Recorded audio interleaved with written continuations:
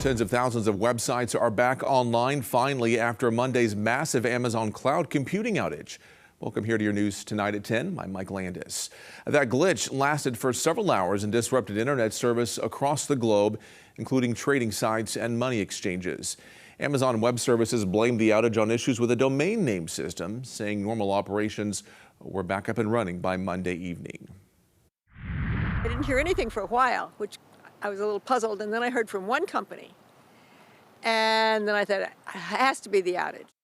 And that outage affected everything from big companies down to smaller businesses, schools, and airports, and also put into question how much faith we put in those cloud computing services.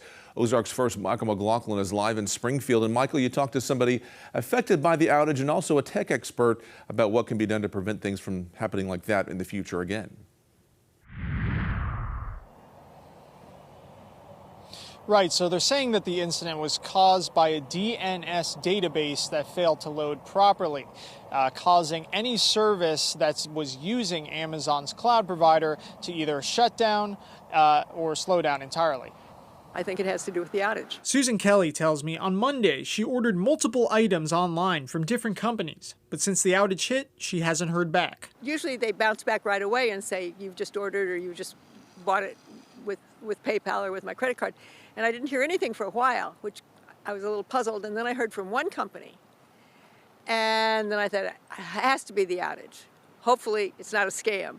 And then this morning I heard from the second company. I'm still waiting to hear from the third one. She says it highlights the risks of online security. I still use checks for some things because I'm not real positive that always everything's as secure as I would like it to be. The more people there are using the internet, doing different things, and the more companies, there's going to be issues. I spoke to Shannon McCurtry, a professor of cyber risk management, who tells me this highlights the problems that come with depending on a single provider. If you've got one cloud provider and that provider has an issue, as we had yesterday, then obviously you're going to be down and it's going to cost a lot of money.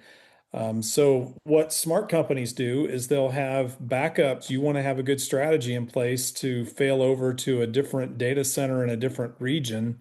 And the companies that were not affected by this yesterday, they have that. He says this should be a wake-up call for companies to prevent this from happening again. Hopefully today they're tabletopping this and saying, okay, that happened to that company, but what do we do to keep that from happening to us? And if they are centralized in some way, they're hopefully looking at strategies to spread the load across multiple data centers, maybe even multiple cloud providers, to make sure that it doesn't happen to them.